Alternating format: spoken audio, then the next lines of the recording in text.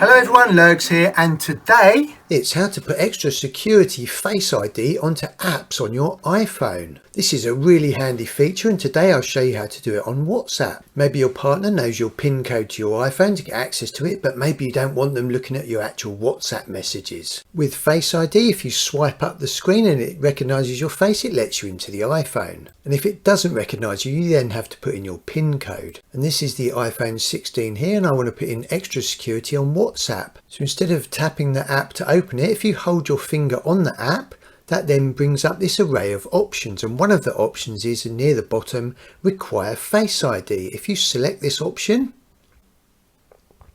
it will then say, do you require Face ID for WhatsApp?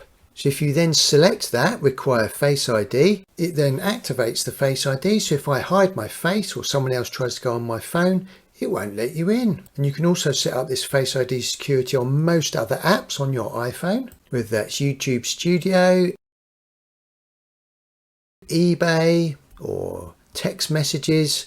So that's a really useful extra security feature if you don't want your partner snooping around on your phone, even if they've got access to the main PIN code. If you want to remove it, hold your finger on that icon and then select do not require Face ID. And I tell you what, that definitely deserves a secure cup of tea that nobody else has got access to. And obviously this only works on modern iPhones that have got Face ID. And if you want to activate the Face ID, you can just go into settings on your iPhone. I'll put some other useful iPhone videos around the edge of the screen.